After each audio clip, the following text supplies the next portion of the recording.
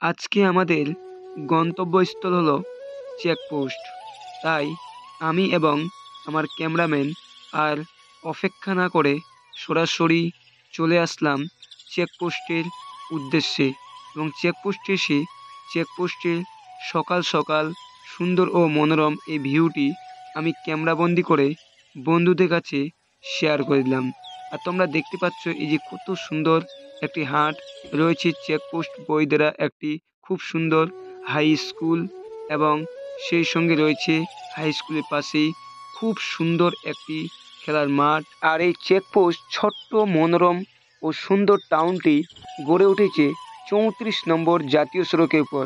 তো বন্ধুরা দেখো তোমরা চেকপোস্ট এই ছোট্ট টাউনটি দেখতে পাচ্ছ কত সুন্দর লাগছে। আর এটি হচ্ছে read and right tuition centre.